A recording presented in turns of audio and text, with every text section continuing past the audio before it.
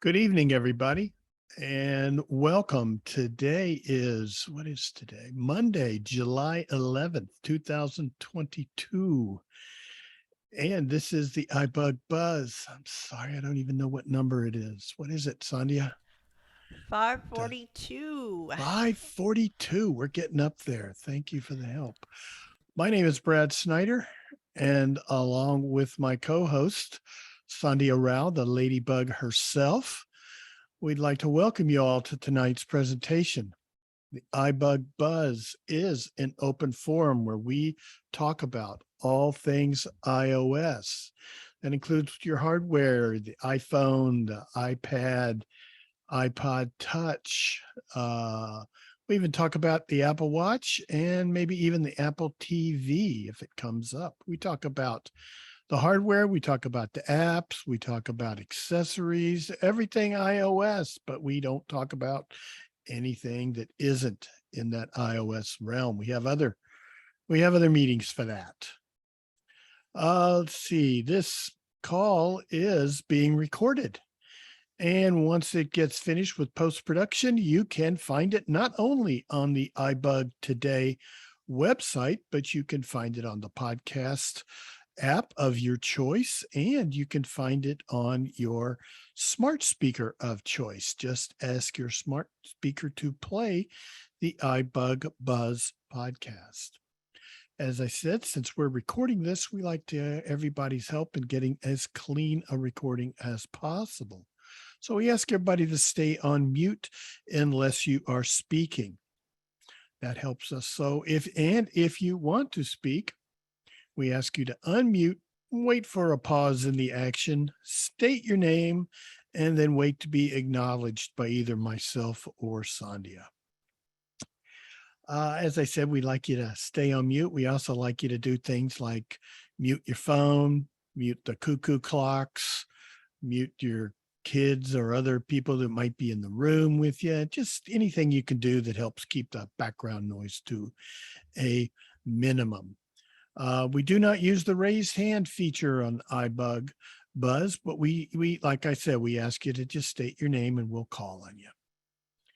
How do we mute and unmute? Well, if you're on a iPhone running the Zoom app, you will find a mute unmute button in the lower left-hand corner of the Zoom app screen. If you're on an iPad, you'll find that same button towards the top, just a little towards the top of the screen, just a little bit to the right of dead center. And it's a toggle. You'll see it says mute when you're unmuted and unmute when you're muted. You just touch it with one finger and do a double tap, and it will mute or unmute as needed. If you're joining us on a Windows PC, you'll use Alt A. If you're on a Mac, you'll use Command Shift A. And if you're joining us on a dial-in telephone, you'll use *6. And just like with that mute button on iPhone, all those are toggles.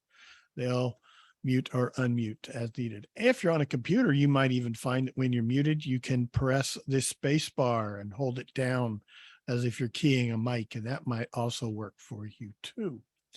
I believe I've covered all the introductory remarks, so let me turn it over to Sandhya for some important iBug announcements. Sandhya, take it away. All right. Thank you, Brad. Yes, we have lots of good stuff going on this week. Let's see. Right now, we're doing the iBug Buzz for the next 2 hours. And tomorrow, so everything that I am going to tell you now is going to be on the Zoom conference line unless specified otherwise. And all times I mentioned are Central Time. So tomorrow, Tuesday, from 5 to 6, we will be on Clubhouse doing the mini buzz, a continuation of what we're doing tonight. So if you think of something in the middle of the night, don't call me. Wait until tomorrow and come on Clubhouse and share your questions with us. And then on Thursday, we have the iBug Vila Book Club, and we are listening to or reading, or however you want to partake of the book. It is called Wonder by R.J. Palacio, and it is DB 74,228. It's a great short book, 8 hours and 8 minutes, talking about it's actually a told from a child, fifth grade young boy who's has a severe facial abnormality, shall we say, and how he deals with it. So it's going to make you laugh. It's going to make you cry. I really have enjoyed this book. I haven't even finished yet, but anyway, that's my plug for the book. That is on Thursday at 6:30 here on Zoom. Friday night is iBUG Night at the Virtual Movies, and we will start that at 8 p.m. Central. The social time is 7:30. Then we'll have a discussion and trivia to follow. The movie will be revealed. The big reveal will be at the top of the hour today with those very perplexing clues and some interesting prizes. So try your knowledge with the knowledge of movie cinema history, and we'll see how that goes. Let's see. We just had an iBUG cafe yesterday where we talked about summer games, and we are so thankful to all of our presenters, and that podcast will be posted fairly soon. So we had Rebecca Skipper did Lost Cities, then Sri Roy did Black Box, and Darcy Bernard did Wordle. So there were lots of good demos and questions, and so we are so thankful for all of y'all for sharing those. And so look out for that recording. It'll be posted fairly soon. Our social media, we have a website, ibugtoday.org, ibugtoday.org is the best place to get all the information, especially under the upcoming tab. The upcoming tab lists all the events that are upcoming. Who would have thought? Okay, and then you can register. Registering is free. All of our events are free. All of our services are free. So please avail yourself of that. We have a social media. It's our Facebook page, facebook.com/group/iBug today, a place to pose your questions and share your knowledge with other people if they need help. We have a Twitter at iBug today is the handle. We have an email, ibugtoday@gmail.com. I guess you see a pattern here. So we hope that you will get in touch with us and follow us in these various social media. You can also listen to our iBug Today YouTube channel.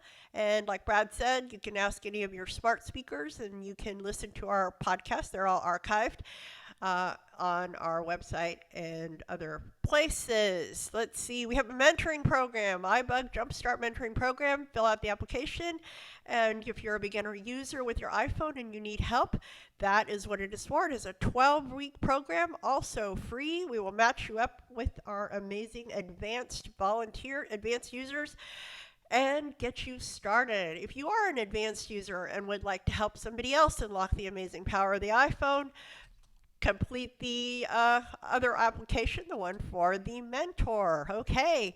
All right, Brad. I think those are all the announcements. Man, we hope we got them all. That's a lot of announcements. I'm worn out just from listening to it. All right. Well, next, what we like to do is give everybody who's here a chance to say hello. Tell us where you're joining us from, and most importantly, if you are new to joining us here on the iBug Buzz, because that gives us an opportunity to put you on the spot. No, I'm just kidding. We do like to give a special hello to our new attendees or anyone who's new to iBug. So that's why we ask you to do that. So let's see. Let me get us started. My name is Brad, and I'm in Dallas, Texas. This is Pete, and I'm in Jacksonville, Florida. This is Herbie in Houston, Texas. This is Janet in Colorado. Janet? This is Holly in Tennessee. Terry Holly? in Arlington Heights. Terry?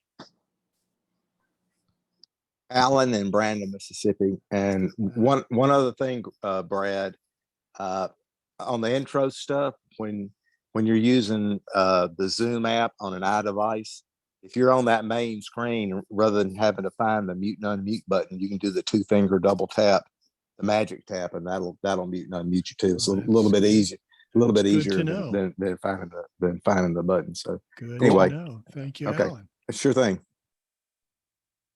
Who else? Mark in Montreal. Mark? This Yes, is Mary in Illinois. Tennessee. Claudia in Right. Houston. Hey, Claudia. Mo in Texas. Welcome. Kim in Chicago. Hey, Tim. This is Ned in Texas. Ned, welcome. Dan from Marvin in Chicago. Chicago. Let's see, I heard Dan, and who else was it? Marvin Chicago? from Chicago. Hey, Marvin, welcome. Linda in Hot, Texas. Hi, Linda. Jody in New Hampshire. Oh, we got Dana, and then who else? Jody in New Hampshire. Jody, welcome, Dana and Jody. Suva Greg in from Texas. Houston. Hey, Greg, and who else do we have? Suva. Suba. All right, Hey. welcome, both of you.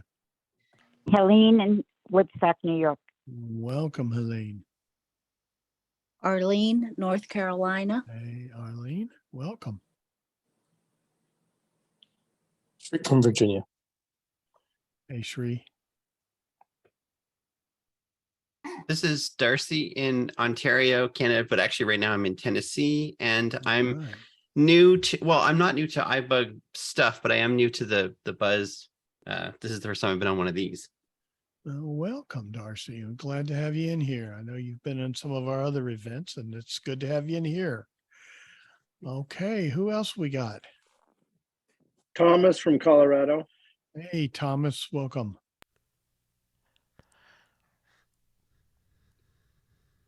Okay, I got, maybe we've covered everybody. Has everybody had a chance to say hi? This Okay, is I know. Let's Sandhya in see. Houston. Hey, Sandhya Hi, it's, in Houston. Go ahead. Who else? It's Ann from St. Louis, Missouri. Hey, Ann. Welcome to all the new people Welcome. that have joined us. Hi, Darcy. Long time no talk to. Yeah, it's been a while. Yes. All right. Well, welcome. Well, let's see. Darcy said his is his first time on the bus.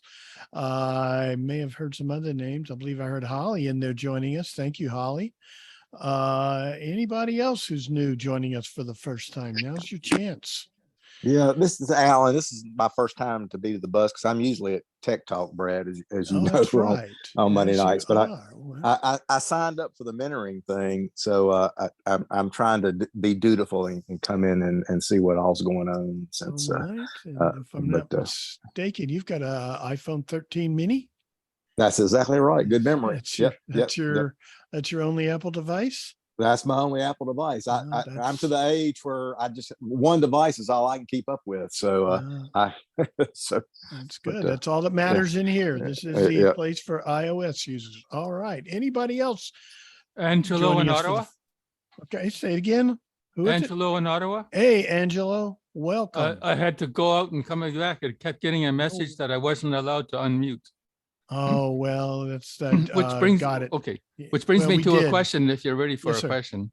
Well, not yet. But we Okay. do mute people when we're doing the intro and the announcement. So that's probably why you weren't able to unmute. Okay. But once we start the introductions, we allow people to unmute. We do certain things to try to help us keep a clean recording. Sure. And what kind of iOS devices do you use? I hope to learn to use an SC 2020. All right. Well, you're in the right place and welcome. We're glad you're here. Okay. Anybody else joining us for the first time or is new to iBUG in general?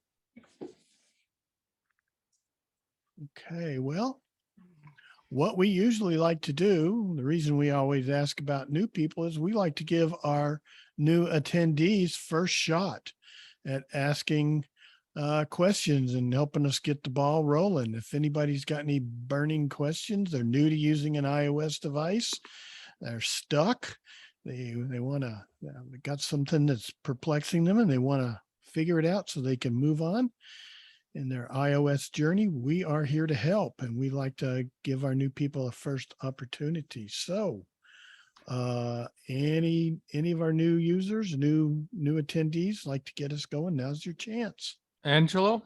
Yes, Angelo. Okay. Two things. You were talking about the mute button on the lower corner of Zoom. What do we do if we have to find that got it button to when you're recording and they won't let us in? Good What do you question. do Who on a can help? phone? Okay, who can help Angelo out with that got it button situation? Yeah, this is Alan. Typically on my iPhone mini, the got it button I've got a little bit of sight still, so a screen appears smack dab in the middle that's got the message about the got it button. And if you touch right in the middle of the screen, that should put the focus close to the got it button, where you could do a single finger swipe right, I would think, to swipe to. I think it gives you a couple of buttons. One of them may be I mean, you can opt out not to say got it, and you don't want to participate if you realize you're being recorded, or you can swipe to the got it button and double tap. But it's generally right in the middle of my iPhone 13 mini screen. So depending on what kind of device you're using, I hope it's the same. But it doesn't appear until they actually start the recording. So so. Okay, so thank you, Alan. you're telling me there's two buttons show up, and one is I agree and one is I don't, or? I think that's right. I believe it's like on mine. It appears there's a little white box like smack in the middle of the screen, and at the bottom of that little box in the middle of the screen, I believe the first button is you can opt out, and to the right it says got it. I believe. I think there's two choices there. But you want to, if you want to be able to unmute, you want to double tap on the got it button. So. Okay, so I would swipe which way to get to the got it button? I think it's left to right, and it's actually like a dialogue, and it pops up, and it pretty much is the only thing that's got focus on the screen. I believe you can just swipe to the right, and it will eventually get you to the got it button. Okay, and so it'll say, so VoiceOver will say got it, and then I double tap with one finger. Well, at first it reads the contents of the screen, then your two choices are leave meeting or got it.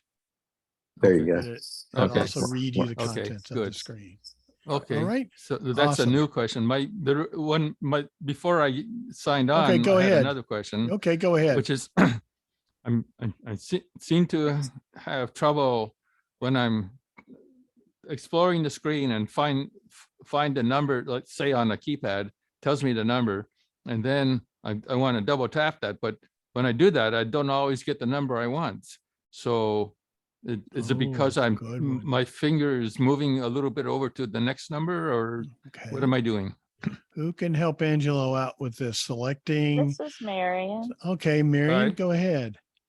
Yeah, so with the keyboard, the buttons are so close together. That happens to me too sometimes when, you're lifting your finger off after finding the number you want, but you might slide your finger just a little bit, and then it is selecting the one next to it or something like that. So I just have to go back and select the right one, and be careful when I'm lifting my finger off that I lift it straight up after it says the number or selection that I want. So I'm not slipping and selecting something else that I don't want. So there's no magic trick like, oh yeah, sorry, go ahead. Yeah, go ahead, Pete. I was going to say it really depends on what typing method you have chosen in your settings. And I think the default setting is the standard typing method, which actually, is that Angelo, did you say? Yes. If you swipe to the number that you want, then your focus will be in that number. Then you do a single finger double tap and it will select the number. I believe what Marion's talking about is the touch method. Am I right? Where you slide your finger to a number and then lift the message, and that actually activates the number. Lift your finger. No, No. This is Marion. Okay. Go ahead, Marion. Yeah, I use the standard, but sometimes I explore the screen with my finger instead of swiping. And so if I'm moving my finger around on the screen to find the letter or number I want on a keyboard, then I find it and I lift my finger up and I know that's selected and I double tap to add it. But like I said, if my finger slips, then it might go to the key next to it. I've been doing the sliding method. What's the other one? All right, hang on, guys. Yeah. We need to just slow down a little bit. Let Brad run the call and acknowledge you, please. That way we are not talking over each other. All right, Brad, go ahead. Yeah, I heard somebody speak up. Who did I hear? It was Darcy. Yeah, Darcy, go ahead. Yeah, I was gonna say, one of the things, if you're using the standard tap method, one of the things that's really, the standard typing method, one of the things that's really great, especially if you're a new iPhone user, is to use like split tap. And what that is if you are moving your finger around, exploring, find the key you want, keep your finger on that key, and then tap somewhere else on the screen with another finger, and that will do it. And that's sometimes a lot easier than the double tap. But once you get used to that, I would actually suggest switching to the touch typing method, because that is, once you get to the key you want, releasing it will tap it. So there's a few different approaches there, but I think if you're using the standard typing, you might want to give the split tap thing a try and see if that works for you. Thank you. All right. Lots of good suggestions there. Hopefully that'll help you out, Angelo. Yeah, Okay. thanks. Who'd like to ask our next question? This is Jody. Yes, Jody. Yes, Darcy, I'm glad you're on the call because my question is about Wordly. Could you go quickly through the steps on finding the accessibility feature for being able to use it? So first you search and you find the website on the New York Times for playing the game, and then what do you do again to find the accessibility features? All right, well, what you want to do there is if you Google accessible Wordle, you'll find the page for the extension. I don't remember, Jody, were you at the thing Wordle. yesterday? Yes, I was. Yes, Okay. I was. Okay, because I was going to say, if you weren't, you could listen to the demo that I did when it's available. I don't know when that happens, but yeah, that's the process. Is you find the page, and then you have to basically just without getting into too much detail, you follow the instructions on the page to make a bookmarklet, and that will make it. Then you can add the accessibility stuff into it. Okay, so what do you actually search for when you're looking for the accessibility features? I just search for accessible Wordle, and the top Wordle. Okay. Accessible Wordle. The top Google hit should get you what you want. Okay, thank you. Yep. This is Good. Helene. Yes, Helene. Well, don't be ashamed of me, Jody, but I got my Wordle onto my iPad by having Apple Accessibility. I tried for an hour, and then Apple Accessibility helped me, and he helped me to get it onto my second page of my apps. And so I struggled. But then when I went to play the game, my question for Darcy is, I put in noise, and then I didn't know what to do. I tried review. So can you just tell me how I can find out what the letters, like where to go from when I put in those letters? Well, what you should see, if you're the keyboard that's on the screen, the on-screen keyboard, if you look immediately above that, you might see the phrase screen reader mode is running. And above that, you should see all the areas where there's the blanks that you fill in. And if you don't see those, then the accessibility mode is not running. And if the accessibility mode is not running, you won't be able to see your guesses. Oh, so when you're using the word C, you don't mean C.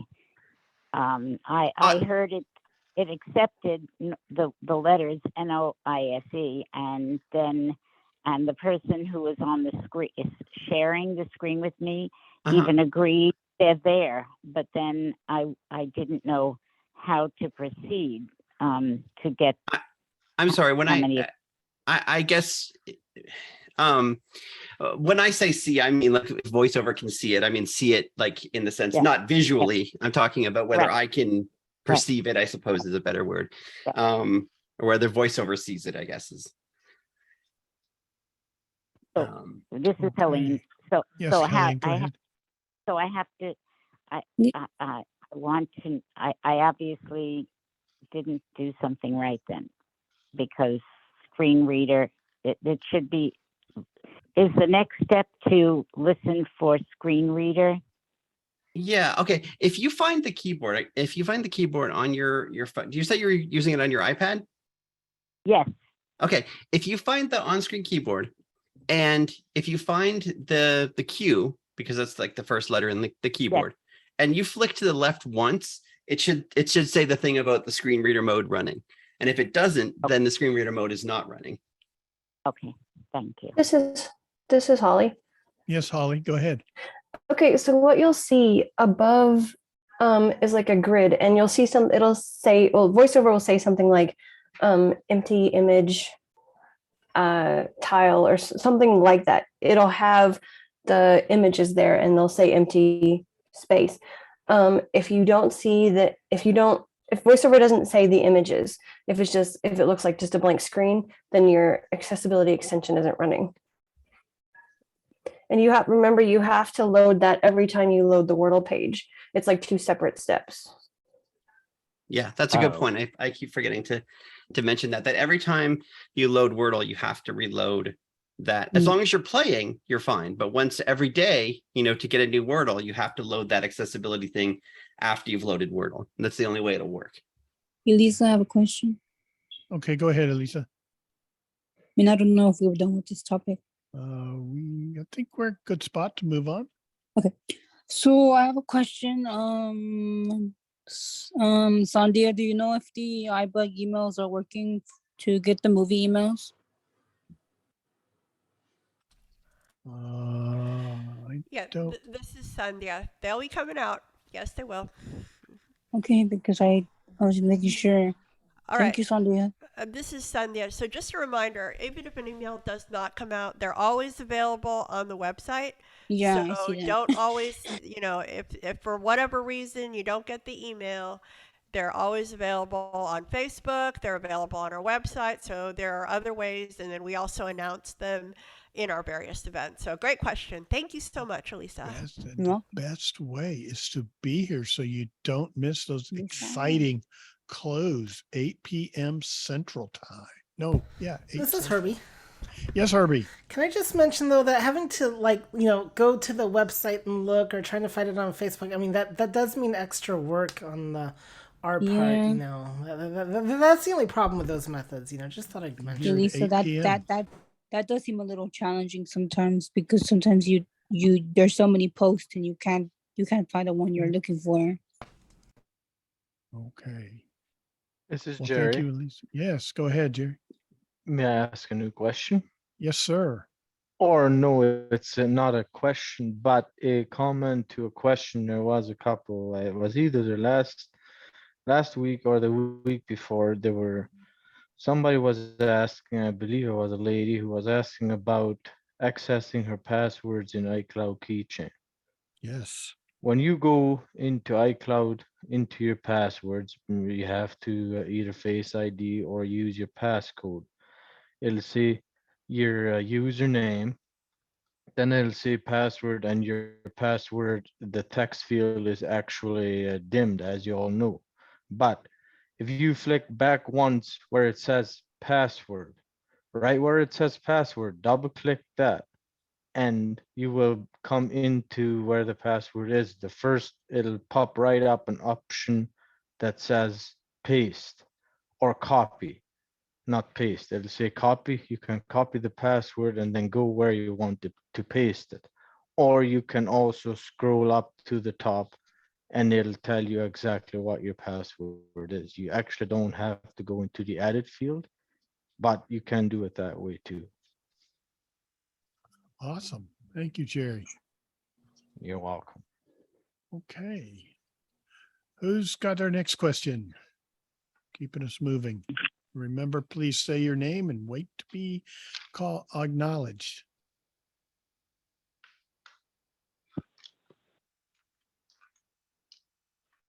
This is Herbie. Yes, sir. Herbie, go ahead. So something that may or may not be of interest to people, I thought I would just briefly mention that the public iOS betas have been released today. So if you really want to get a heads up on what's happening with iOS 16, you can either run them on a secondary device or just pay attention to various news sources.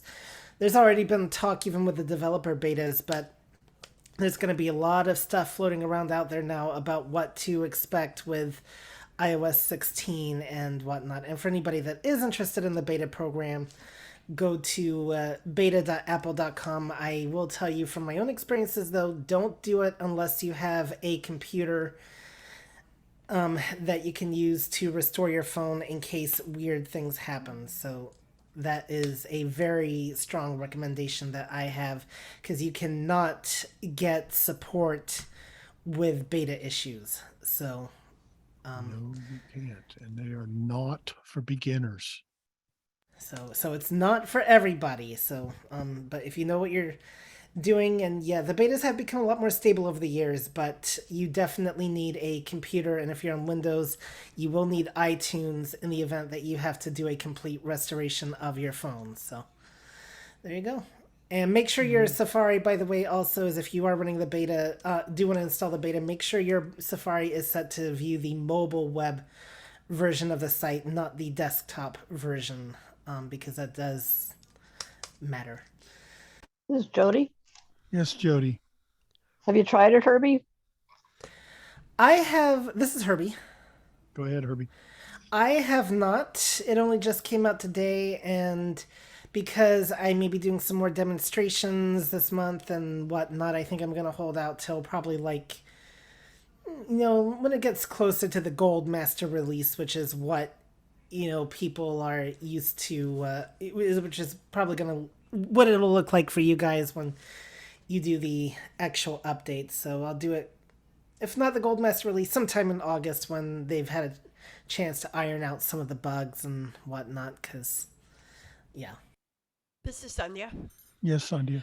Okay, just want to remind everybody, so this is still our, we still have our first 45 minutes are really for our new people, and I know I've seen some of our mentees that are out there, so we really want to, this is your time. I mean, yeah, we can have some of the advanced questions, but, this is for you guys. If you have any more new novice questions, there's, like we always say, no dumb questions, so if you want to speak up, this Excellent is, point. for you. Otherwise, we'll keep going. Yes. Who'd like to ask our next question? Keep us moving. About a mentee. We love questions from mentees.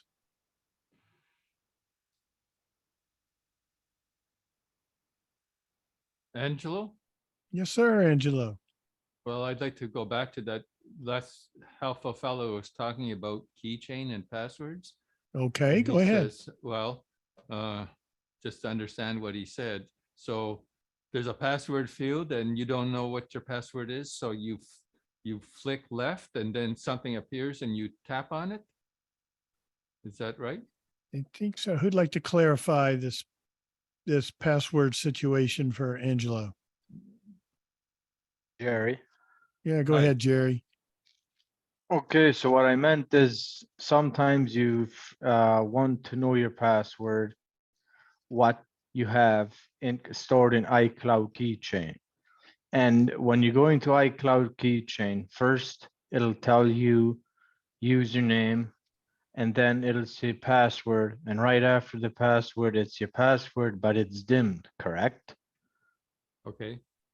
So if you tap on where it says password, not on the actual password itself, because that's dimmed, you can't tap on that. If you tap on where it says password, double tap on that, one finger double tap, it'll bring it up, and the first thing that'll come up is copy password, or it'll just say copy, but you don't even have to copy it. If you scroll up or if you scroll left, that would be, you get to the password and it'll tell you exactly what the password is. It will no longer be dimmed. But if you want to copy it, it'll say right when you double tap on password. Angelo, Yeah, go ahead, so when Angelo. you say scrolls, that's 2 fingers left? No, just the one finger scroll left. Swipe. Finger Or left. swipe. That's a Swipe, swipe. swipe. Okay. All right. Thank you. This is Pete. Brad. Well, hang on. This is Brad. I'd also like to point out there's an edit button in the upper right corner of the screen that will just reveal that password. Go ahead, Pete. I was going to ask Jerry to clarify where you meant to go when you say go to iCloud keychain. That would be in settings, passwords. That's where your passwords are that are stored in iCloud Keychain. Right. Thank you. All right, perfect. Thank you, Jerry. Lisa, Thank you. Yes, go ahead. if I have a multiple contact that's in my phone on the contacts app twice, is there a way to delete one of the numbers off the contact list? So you're asking, you have two contacts for what, the same person? Yeah, and they're both in the same name, and I can't delete one of the Oh. numbers. Okay, hook it up, Elisa, with contacts. This is Jody. Yes, Jody. Yep, just go to the one that you want to delete and tap on it and open it, and then go to the edit box or the edit button at the upper right hand corner. Go to the very bottom of the contact, and there'll be a delete contact button that you can tap on, and then that contact will be deleted.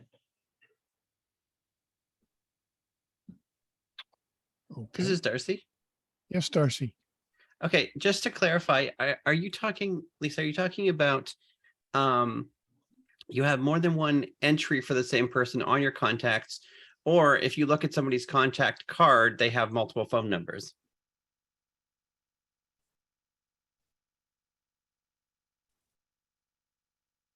Lisa, are you there? Elisa, can you Yes. repeat the question, Darcy? Yeah, go ahead.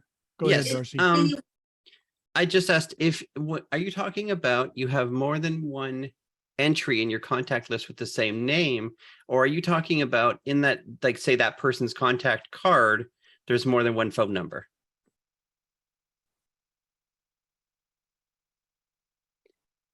I don't know.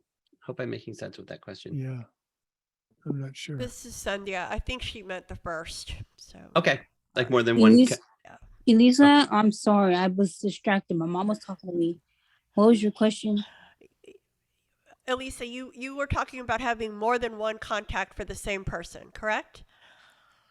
Yes, ma'am. Okay, that's what we wanted to know. All right, Thank you. I just wanted to clarify. And I tried deleting the name and the number, but it doesn't let me.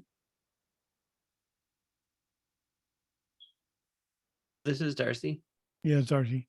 Well, when you bring up somebody's contact in the contacts app, and I think you can also do this on, like, if you're in the phone app in the contact section, there's an edit button. And when you hit that edit button, you can then delete the contact, like what Jody was saying. And review where that button to do that is, Darcy. Honestly, I and inside each, when you're in the edit mode, I think if you're viewing a contact thing, you can delete each part, but I believe the delete button is at the bottom. It's either right at the bottom or right at the top. I haven't done it for a while, but okay, Very it's at the bottom. bottom. Okay. 4-finger tap on the bottom of the screen should put focus on it. Okay, cool.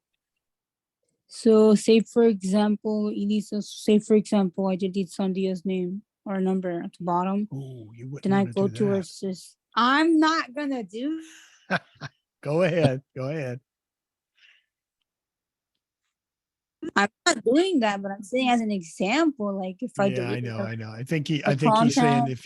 if you touch the edit, select and double tap the edit button in the upper right of the screen, and then all the way at the bottom of the contact. So if you touch the bottom of the screen do a 4-finger single tap, that should put your focus at the very, very, very bottom of the contact card. And there is a delete contact button down there. Then it'll pop up a dialog that says, are you sure you want to do this? And then you can say either yes, I do, or no, I don't.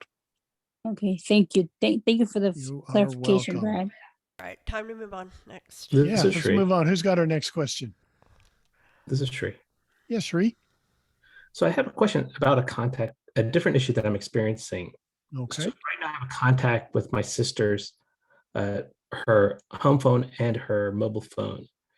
So under the contact for the device, right now, both of them say home.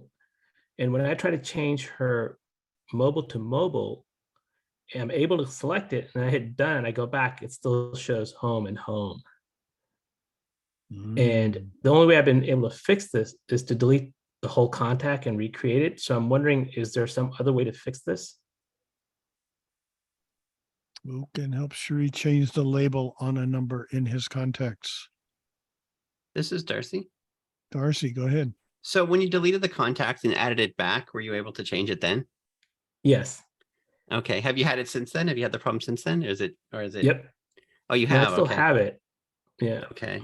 Because I was thinking maybe there was some sort of weird syncing issue that went away when you, because I've never seen that before. Once I change, because I always change the person's, and especially change it to, I don't know if this matters anymore, but it used to matter with iMessage stuff if you'd have the person's mobile set to iPhone. I don't know if that matters anymore, but yeah, I've never seen that before. Like usually once you hit done, it should save. That's very strange. That's why I wondered if it was happening multiple times. Alan. Go ahead, Alan. Yeah, I don't have an answer, but to the original person's issue, I don't think the contacts screen is real clear when you're trying to. I've tried to set up some contacts lately on my iPhone 13 mini, and it is very confusing the way the swiping and the presentation of trying to put a label like on a phone number works. And it could just be my brain. I don't know, but I don't think so. I think when you swipe and the way it presents itself, it's not logical or something. It's unclear. And I know that's no help, but I'm just commiserating because I think it doesn't work as intuitively as it ought to. This is Suva. Yeah, go ahead, Suva. Hey, Shri, going back to Shri's question. I have I'm not sure if everybody else is doing this, probably not, but for Metro Lift, I have about 13 phone number in that contact card tree, and I have just tested to switch different labels. So I would recommend you try to hit the custom options. After you hit the edit, click on the mobile and scroll down to custom, type in mobile, and then hit done and see if that will stick with the save option. So I'm not sure what the problem causing it to revert back to a different or not having it saved like that. So, but I've just reconfigured several of the 13 contact. I mean, you don't have to have 13, but all of them were saved with the correct label. Thank you. All right, who's got our next question? Who hasn't had a chance and would like to ask a question? Let's get somebody in here who hasn't asked anything.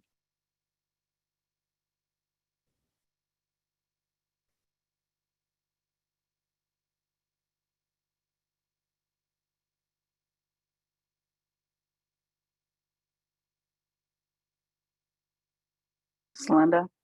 Okay, go ahead, Linda. Has anyone ever mislabeled a photo? I guess I was rushing through and I was trying to label a photo and I was naming it Scott Julie Vacay Waterfall.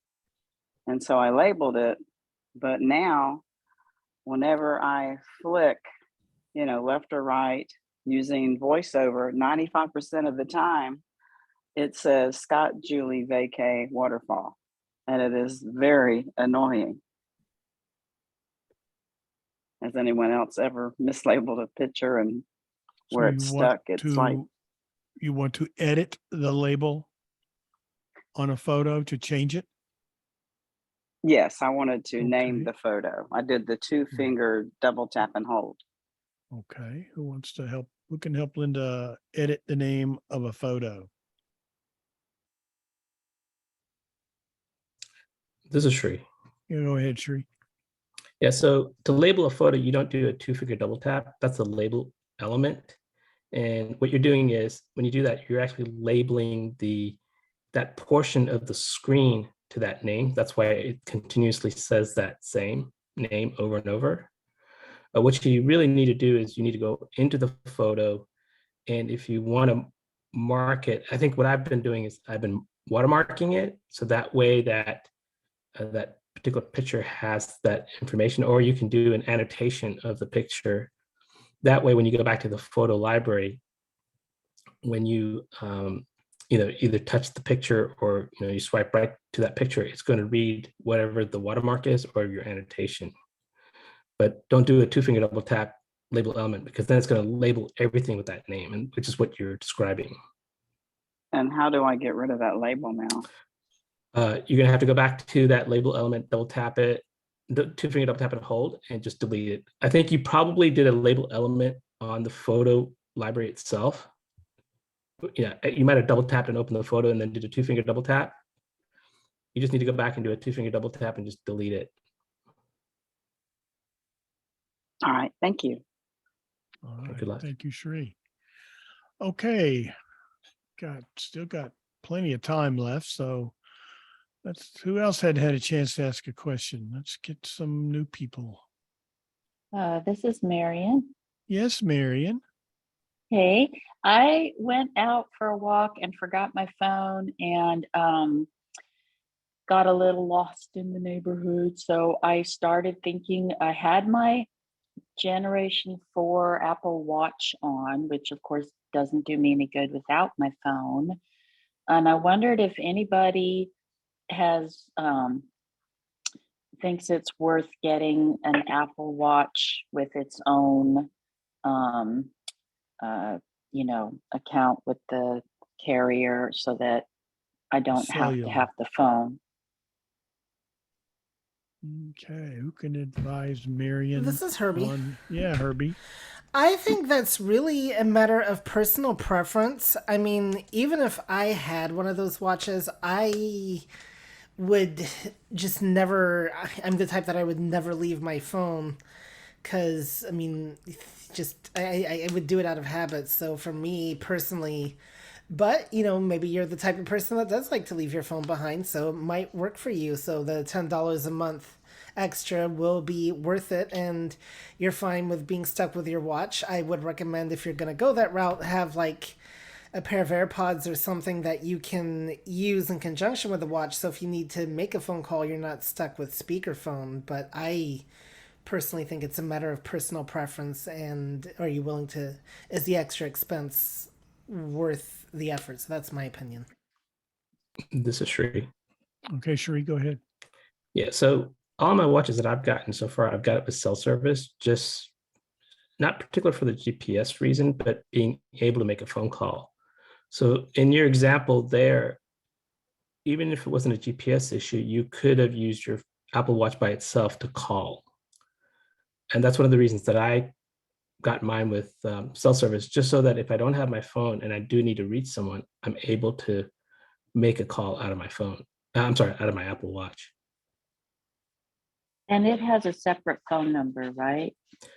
This is Sheree. Yeah, go ahead, Sheree.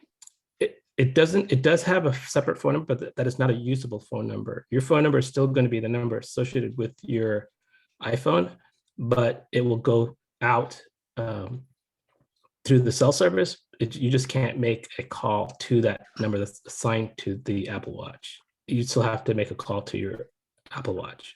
To your iPhone. If someone's calling you, they'll call your iPhone number, not the Apple Watch number, because it's not an inbound active number. It's connected to your original phone number.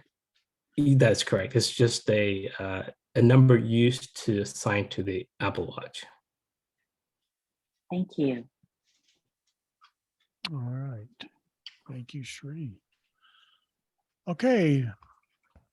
Who's like to go with our next question? We still got plenty of time, I believe. Oh yeah, we got 11 minutes to the top of the hour. We got lots of time. Who's got our next question for us? Mark in Montreal. Mark, go ahead. Thank you, sir. My phone, I've got an 11, and when I answer a call, it's not an issue generally. But when I go to hang up and I do the double tap to hang up, for some reason, focus doesn't allow me to hang up always. So what I've been reverting to lately is finding the hang up button which is kind of stupid because you're supposed to be able to double tap at any time with, double tap, tap, tap, like real quick and hang up, but it doesn't always seem to work. And I've tried slowing the tapping sequence a little and speeding it up maybe a little. Sometimes it works, it's hit and miss. Anybody have a recommendation other than when you're on the call to find the hang up button? Just do a single tap, a single double tap on that rather than try to do the double tap anywhere on the screen. It's very annoying. And then a lot of the times when you do hang up, the speech goes away and you have to press the side button on the Siri to get Siri to come up and not say anything. Just wait till Siri goes away and your phone speech comes back. So there are two issues. There's the hang up issue with the double tap that doesn't always work, and there's the speech disappearing. And I think that's a bug in iOS 15 that they've never fixed. But anybody have any observations on that and resolutions as to what to do about the double tap hang up thing? Okay, can help Mark hang up his phone. Alan? Alan, go ahead. Well, I just want to clarify, you do mean the 2-finger double tap, magic tap for hanging up? Correct. Is that what, okay. Correct. Yeah. I gotta say, and I know I'm sounding like a complainer and stuff. I have more problems with the daggum phone app on my phone than any other app that I use. And I don't know why it is. I don't know if it's because of the AirPods or what, but it just seems like it's like you described. You get all kind of things when a phone call comes in, you're done with it. If speech is going to continue to work or not. But I mean, I wish I had an easy answer for you, but I would be trying the same kind of things you're doing. If the 2-finger double tap's not doing it, then I'm gonna be looking for the button, and trying to find the hang up button and putting focus on that, and then single finger double tapping the hang up stuff. But it's like I said, it's like the phone app. I mean, these are phones first and foremost. You would think the phone app would be where they'd spend most of their time, but I don't know. I think voiceover kind of gets in the mix, and I don't know if it's voiceover interaction that causes the phone app to act screwy. But anyway, just comments. Sorry. No, that's quite all right. Okay, again, anybody know what's going on with hanging up calls using the magic tap? Anybody shed any light on this? This is Marie. Yes, Marie. First of Hello. all, I was going to say, if he's turning off voiceover, he's accidentally putting a third finger in that tap. That's why he's turning voiceover off. He thinks he's doing a 2-finger, but somehow maybe he's got a lazy finger that's hitting on there, touching on there somehow, and that's why voiceover is going off. No, it's not. No, it's not. I only use the 2. They never have a third finger near there. There is a bug in the phone app. Okay, sure. there is, and there has been for almost as long as I've been using an iPhone. Yep. Usually the 2-finger double tap works, but often for some reason it just doesn't. And you get a little frustrated. I do, and I tend to tap too hard. Sometimes if I lighten up and touch very lightly the 2-finger tap, I'll get it to work. The other thing is, if you need to go to the bottom to the end call button, if you just take 4 fingers and tap it one time at the bottom of the screen, swipe left once, you're on the end call, and it's almost as fast as the 2-finger double tap. Ooh, that's a good tip. Yeah, that generally works. I've done that actually. This is Jody. Yes, Jody. Yeah, that voiceover problem, losing voiceover after a call, I think that's a bug that, I don't think you're tapping with 3 fingers accidentally, because that seems to be a common problem. I usually hit the lock, I usually lock the phone and then unlock it and it comes back. But I think, sometimes when you're on a call, the screen will turn off and you'll lock the screen. Sometimes if I bring the phone back up again, hit the home button. Well, I've got a home button, and unlock the screen. That it's a lot easier to hang up at that point. This is Shri. Okay. Yeah, go Shri. Just one other thing that I would suggest, if you do have an issue when you're touching the screen and it's not responsive, you could always take it to an Apple store, and they can do a test to determine if there's any spots on your phone that you touch, it's not being recognized. I did that once because I thought my phone wasn't being responsive. So that is an option for you to do to get it tested, just to make sure that all the areas on that screen does recognize a touch. And the test is free if you go to the store. Very good. Okay. Who's got another question? We got a few more minutes left. We got time for maybe one or two quick questions. Who hasn't had a chance? I'd like to seize the opportunity.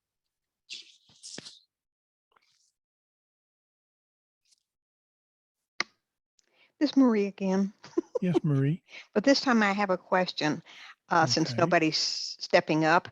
Occasionally, and on more than one phone, my 13 Pro and my 13 Mini, I'll have a message come in. And normally if you double tap on the message, it goes right to that messaging app and opens that thread.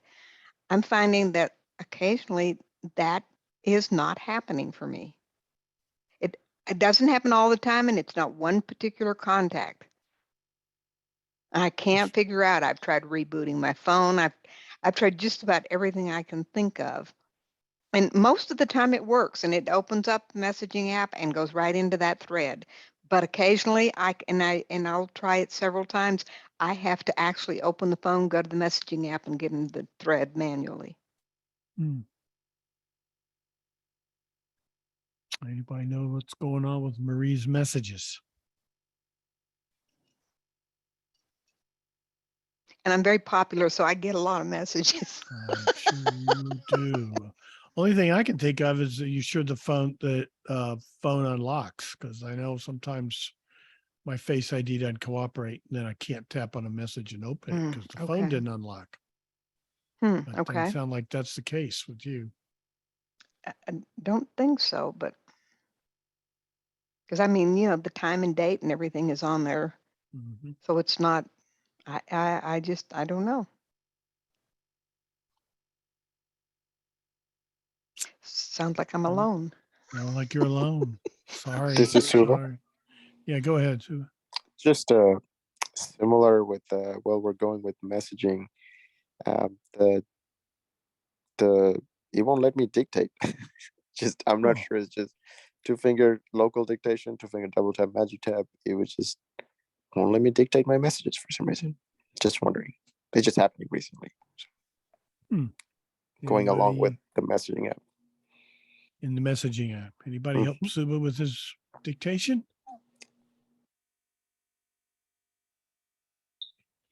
This is Sri. Yeah, go ahead, Sri. So Suba, are you running anything else prior to that? Like, are you playing music, or are you watching a movie or something else that was running in the background?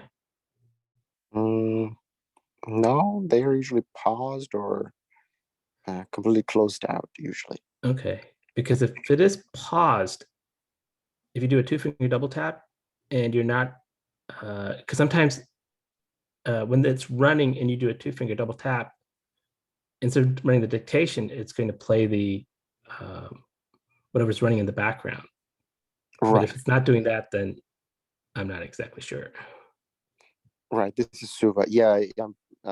So definitely it is completely either closed or sometimes it'd be paused. But yeah, it is definitely like it's not even playing the music. Right. You would expect like whenever if something's up, maybe we'll play the music back on. But no, it won't do any. It would just will not recognize my gesture, and I closed out. I think the restarting of the whole phone is the only thing seems to be working. So, but that's like, This is Pete. Yeah, go ahead, Pete. I have something to say about this question and about Marie's question on the notification. But on this one, are you sure that your insertion point is in the text field for the message? Yeah. I'm This is sorry. Marie. This Marie, if you're talking about in my situation, it's when you get a message come in and the message shows on your lock screen and you have to double tap it to get into the Right. messaging app. Right. Right. I have had that occasionally, as you have, and I was gonna comment to Brad. It is on the lock screen, so it does not have to unlock. You Right. just have the notification on your lock Yeah. screen, Mhm. and it usually opens. But I've had that occasionally. So Yeah, but it you're won't do it Okay, unless so the I'm not phone's the only unlocked. one. no. No, That's what I was it, trying to comment. but it does not do it if the phone is not unlocked. It will not open unless the phone is unlocked. It usually won't show you the full message unless the phone is unlocked. It just Well, says there's but it something will. there. It Okay, does so open. my- It goes in. It okay. opens and goes to the Messages app. And then I think when you're done with the Messages app, it may relock automatically, go back to that lock screen. But it does go to the full message in the message thread, as Marie said, I think. Is that This right, is Marie? Sri. You're dealing with? Hang on, folks. We're at the top of the hour. Let's trim. We're up. Was it Suba's issue? I think Pete was asking you, Suba, if you had made sure your insertion point was active in the text edit area. This is Suva, and yes, it is in the active. The keyboard is up, and everything is how it should be. But yeah. Okay. Thanks. Yeah, I would try looking for that dictate button that's down there near the space Suva. bar. Or The hang weird on, part but- is the dictate button is the one that disappears the first part, and then Oh, okay. my magic All tab right. starts working. It's Interesting. good. Okay. Well, I Yeah. don't know. All right. And with that, we are at the top of the hour. So, Sandhya, I'm going to hand the baton to you. All right. Thank you, Brad. Oh my goodness. I'm worn out. I don't know about you. There's a lot of questions there. Good deal. Okay. So now we are going to have our, hold the phone. Anybody new didn't get to say hello the first time around? We'd like for you to say who you are and where you're from. Anybody? Marie from Reno. Hey, Marie. Welcome. Priscilla from Arlington. Hey, Miss Priscilla, our queen. Welcome. How are you? Kelsey from Ohio. Good deal. Hey, Miss Kelsey. Welcome. Hey, I can't stay too long, but I thought I'd pop in. All right. Thank you. We're always glad to have you. Anybody else? Roy from Fort Worth. So, sir, good evening. Anybody else want to say hi? Okay. David. Hey, David. All right, everybody else, y'all can be antisocial. It's okay. We still love you anyway. Okay, so now, we're getting ready to reveal for the iBUG Night at the Virtual Movies. And that'll be at 8 p.m., like I said, 7:30 social time, and it's an audio described film. And then there'll be discussion and trivia to follow. And with the, let's see, how do we describe these clues? Well, with those, the master of amorphous clues, I will hand it over to the iBUG guy himself. iBUG guy, are you there?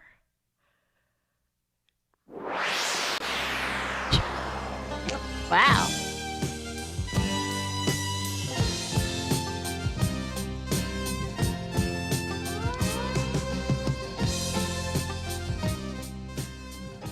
Yes, I am here. Welcome. I mean, no, you're supposed to welcome me. Oh, welcome. All right, glad to be here again. Another Monday night. So much fun to be here with you. Did you already tell them about the movie night? Yes. When it's going to be and all that good stuff? Okay, so I don't have to do all that. All right, very good. So we can just jump right into it. It is now time for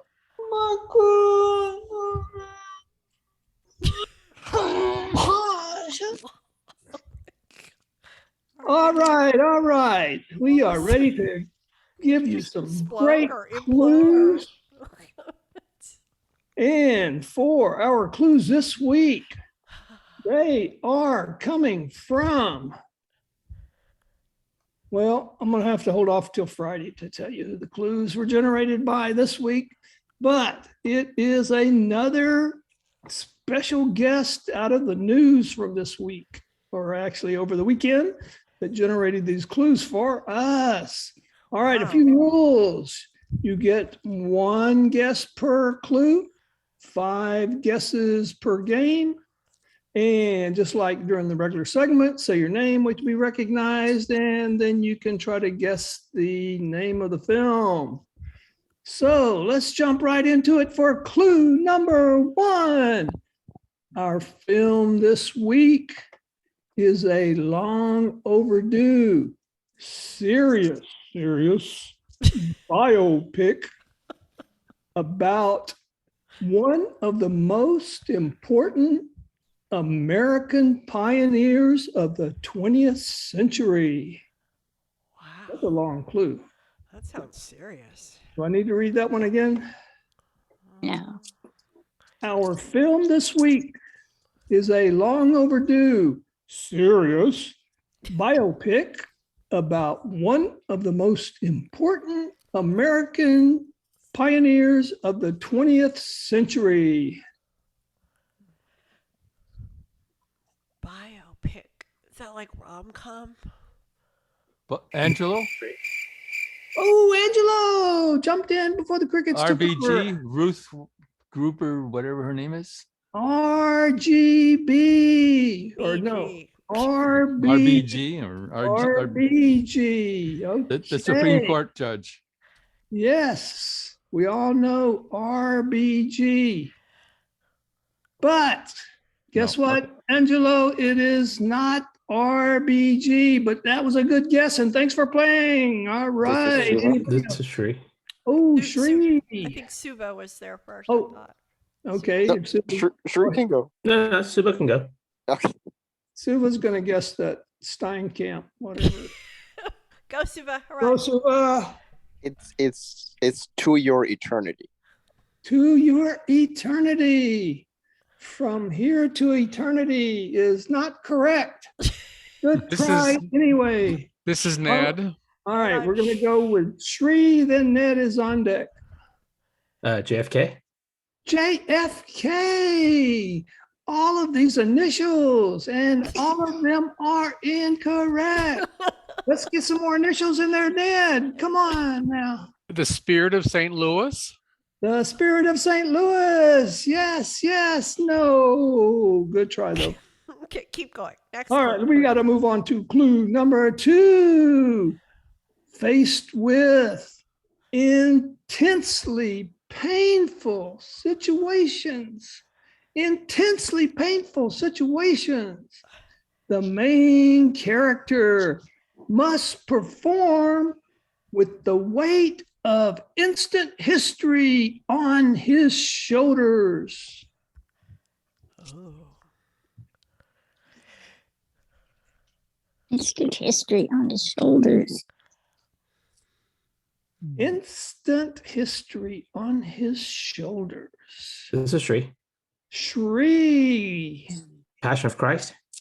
The Passion of Christ. Ooh, Shri. That was, guess what? Right. Thanks for playing, Shri. You have been eliminated. All right. Who is going to guess? Anyone other guesses on this fate? The second clue. David. Is the first man? The first man on Mars is incorrect. If you would have said someplace a little closer, you would I have said been first man that lived about Neil Armstrong. the first man on the moon. And we'll be celebrating in another few days, another week or so. Move on. That is incorrect also. Thanks for playing, David. Come again. It's Kathy. Ooh, Kathy. Steve Hawking. Ooh, that is such a good guess, but we already saw that one. This is Ned. Oh, Ned's going to go for his second try. Go, Ned. Wait, did he already have a? Oh, yeah. The okay, Darkest Hour. The Darkest Hour. Another great movie, but it's not about an American. I know. Here. Come on, man. Get with it, man. Okay. We got to move on to clue number 3.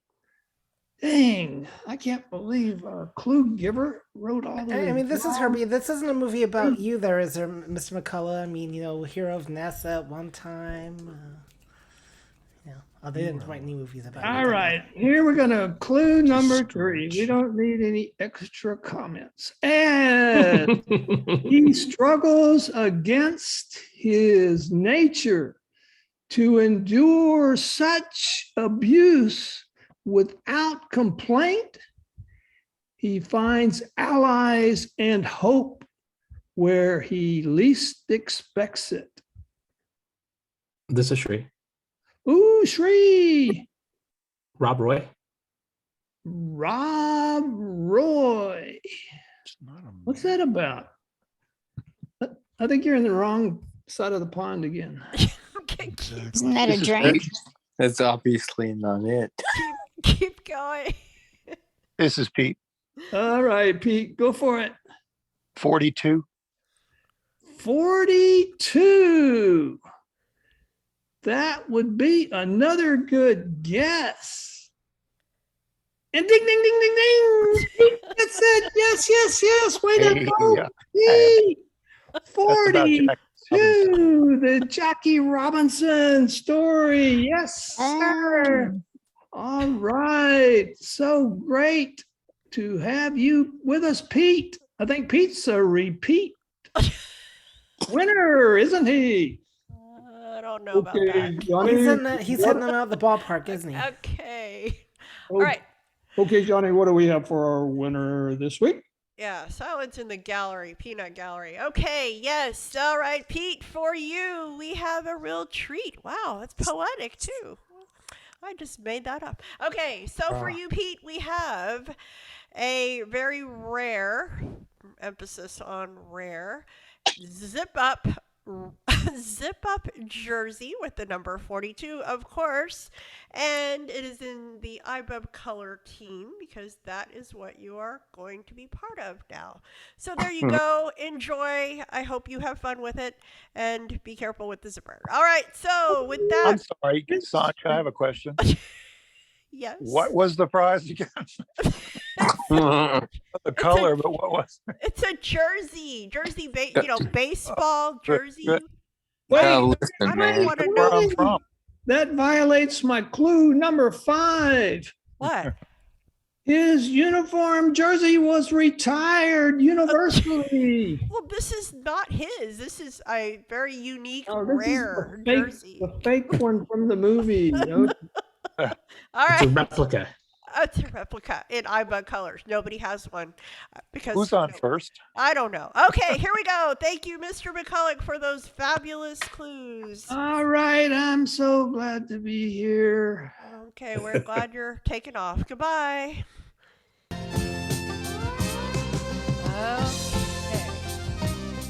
Oh my goodness. We survived the Michael movie minutia. Now, okay, my favorite time. Everybody is muted. And now we are going to go to the, so what's going to happen next? We're going to have our iBUG Bite segment, a brief segment on a tip or trick or something. And then we will return to our regularly scheduled program where we talk about all kinds of questions. So be listening to Brad and also be thinking about questions. All right, here we go. Brad, are you ready to go? Yes. Can you hear me? Yes, yes, yes, Brad. Go Yes, for yes, it. yes, yes, yes. Oh, God, it's contagious. I All right, folks, let's see.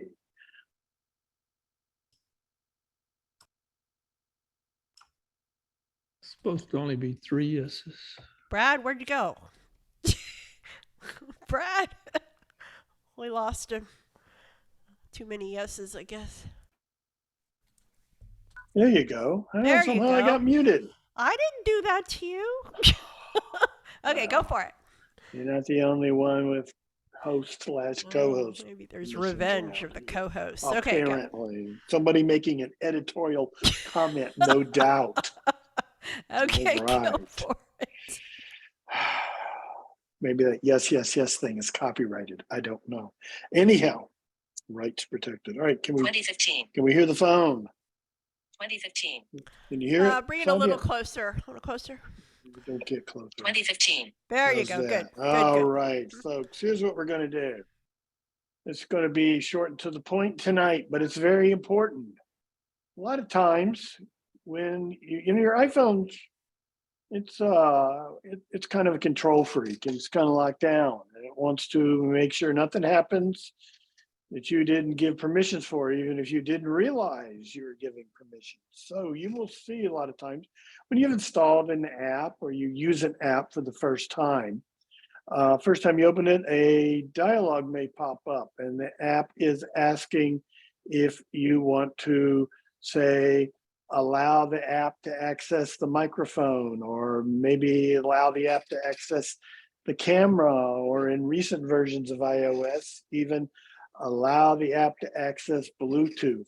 And in your haste, you might either not give permissions to something that needs these permissions, or you might have given it permission and then later on you realize, oh, I didn't want to do that. How can I undo or reverse your initial decision on that? Well, that's what we're going to look at tonight. The solution is really pretty simple, but it's not apparent real obvious at first. So let's unlock the phone here. 2016. Here we are. Okay, I am Settings. in the settings of my iPhone. I'm using an iPhone 12 Pro, but this should work on any iPhone. So Screen time. I am going to go down General. here to Control. Display. Homes. Accessible. Wallpaper. Syrian. Face ID. Emergency. Exposure. Battery. Privacy. Button. privacy. That's what we're looking for. Location So services. we go in here to On. privacy. The first thing at the top is always focus on the location services. And there's a whole list of things in here. Tracking. Button. Tracking. Contacts. Calendars. Reminders. Photos. Bluetooth. Local. Bluetooth. There's Button. Bluetooth. That's one of them. Local. Nearby interact. Microphone. Button. Microphone. Speak. Camera. Button. Camera. Now all three of these, they all work pretty much the same. So I'm going to go with camera. Photos and videos taken with the camera may contain other information, such as where and when they Okay. were taken, and the depth of field. Well, that's why you may want to either grant or deny permissions to things to access the camera, because there's lots of information in photos and other things. So what do we got here? We have a list of apps. App clips. Button. 7 now delivery. Ira. On. All aboard. On. Amazon Alexa. On. Apple Store. On. Be My Eyes. On. So you go down to certain apps and you heard it say on. Well, there is a toggle next to it. So if I double tap, Off. I have turned off permissions for this app. What did I land on? Be My Eyes. Well, I don't want Be My Eyes to not have permission to use the camera because that's what the whole thing is about. So On. it's on. And you can go through, there is a long list of these. It's pretty much every app on the phone that has the potential to access, in this case, the camera.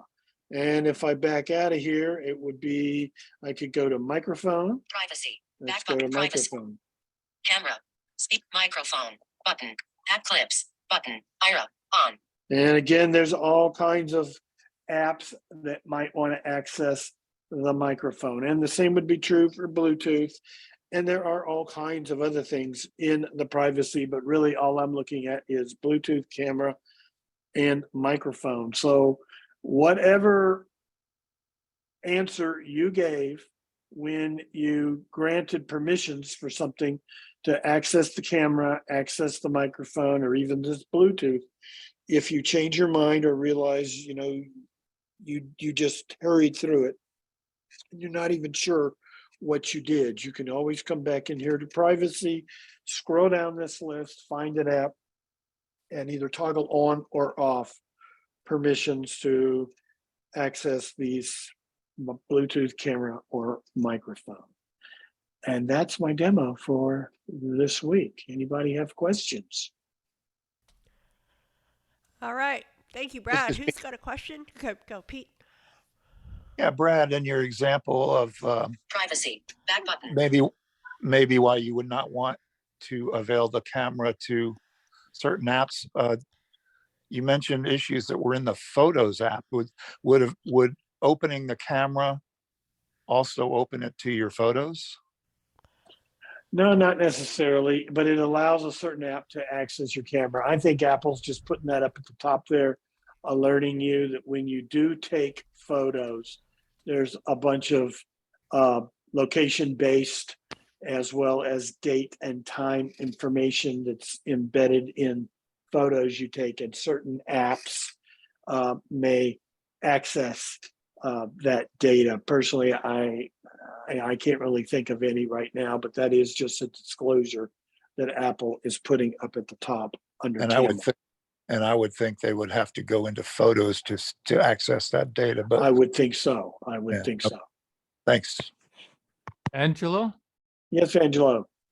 can this be done by voice, like with Siri? Can you say open I'm not sure. settings? And, okay.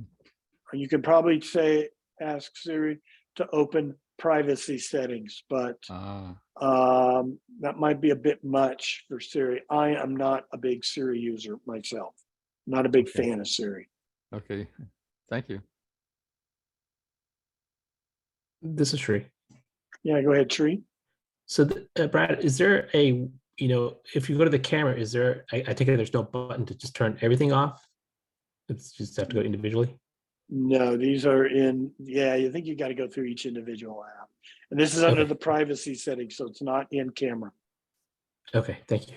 But camera of privacy settings is a section in privacy settings. And no, you're right. There's not just a giant master switch at the top to just turn on or off. You've got to go through this list and do it on an app by app basis. All right, thank you.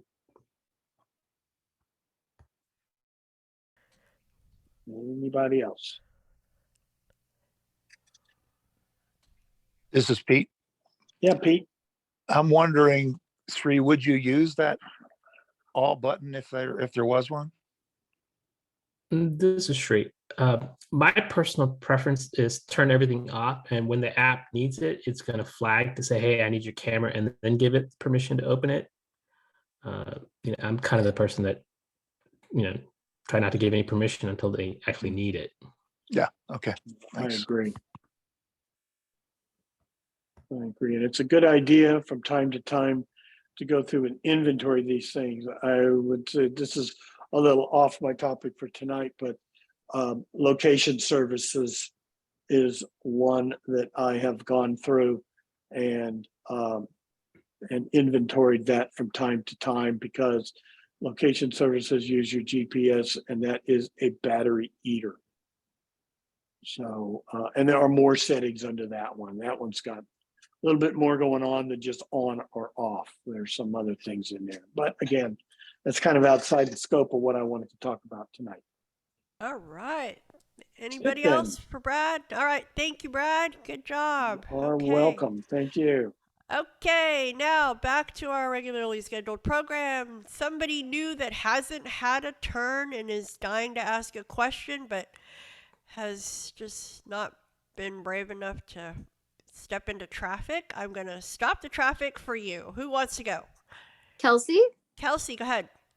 I have a question about the quick start when you set up an iPhone for the first time. So I finally broke down and ordered myself an iPhone SE 2022 that will be here tomorrow. And the question I have is, I've read that when you set up the phone using that quick start, that if you do the option where you position the two phones cameras next to each other, it supposedly does more of the restore process than if you simply do the authenticate with a code that they put on your device. And I was just curious if that is true or if it doesn't really matter. All right. Thank you, Kelsey. Who would like to help Kelsey out with that clarification, or anybody shed any light on that question? Anybody about updating a phone with setting up a new phone? This is Terry. Go ahead, Terry.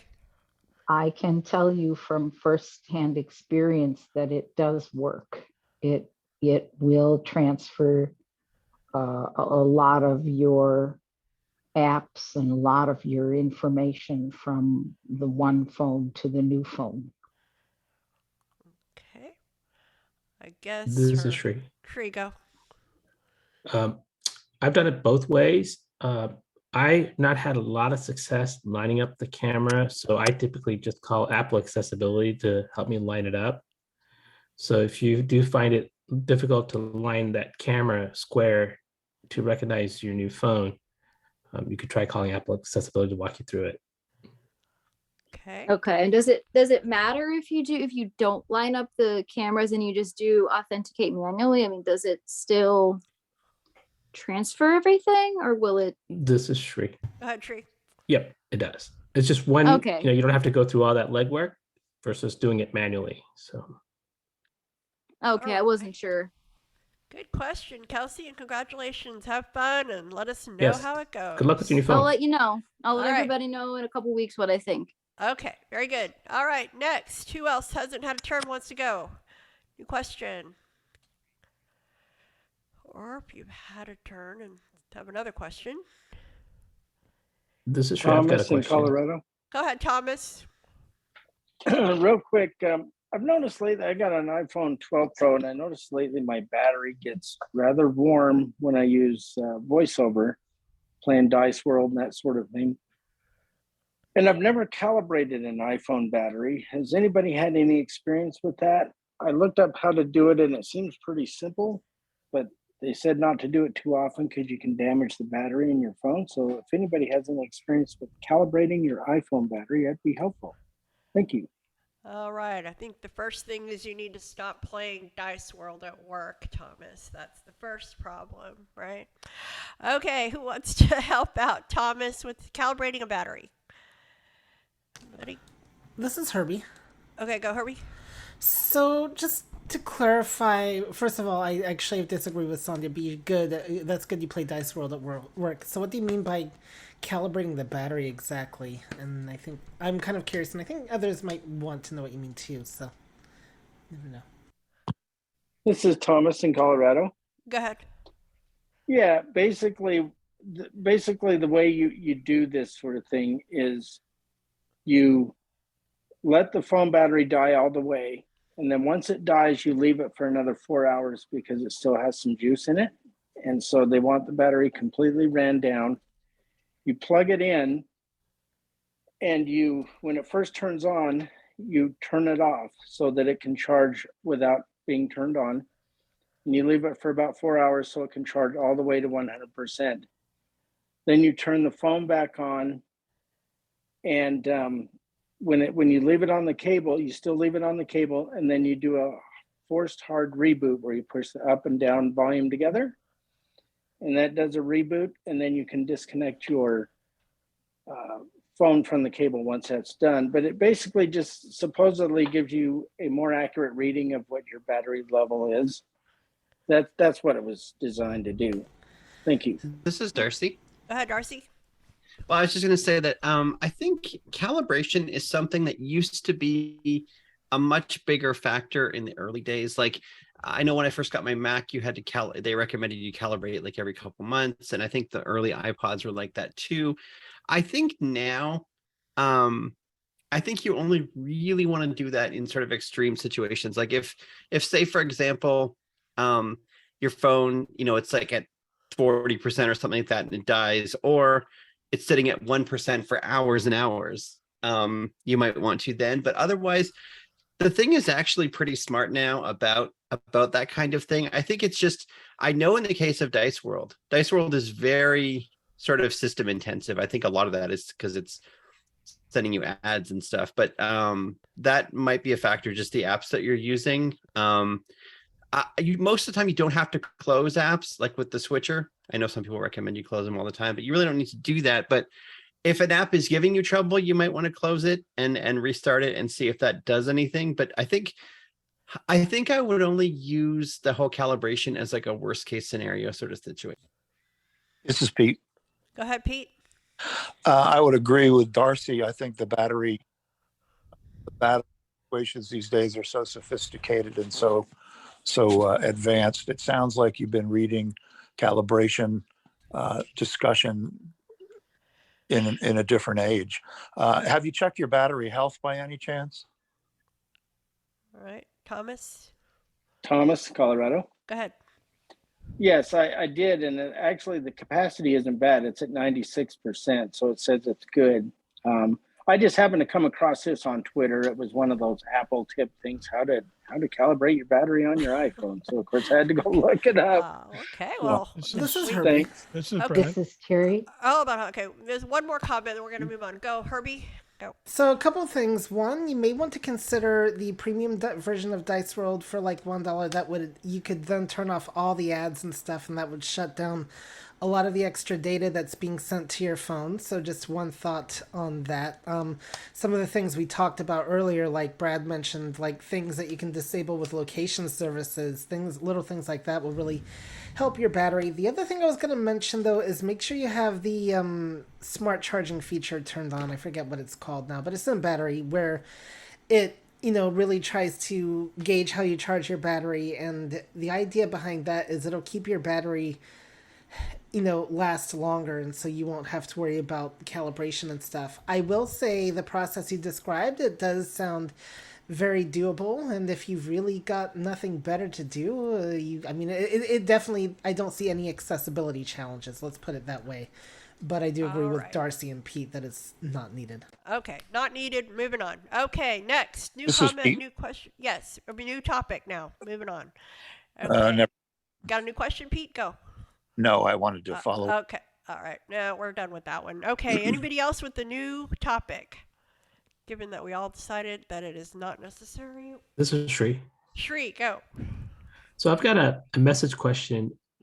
So I've got some of my favorite people pinned in my message app, but I noticed that when a new message comes in, it doesn't read like the message without me going in like it does for my unpinned messages. So I was wondering, is there a way to read a new message without actually going in, opening it on a pinned message? Right. Yes. Okay. Anybody have any experience with pinned messages? Reading pinned messages? Anybody? This is Holly. Holly, go ahead. So I find that happens more often whenever the message is like a link. My cousin sends me TikTok links all the time, and those won't read unless you click on them, or like if it's a picture or video. But if it's just a regular text message, they usually do read for me. So I don't know if you're finding that it might not be a regular text message that you're trying to read. This is Shri. Go ahead. So I'm in a group text message with my cafe with Michael and Sandhya. So whenever we exchange information, it never reads it. It just tells me that there's a new message, even though there's no link. It's just a conversation text going back and forth. So Holly, are you saying that? I'm sorry. So Holly, are you saying that you've experienced that it does read a text message when it's appended?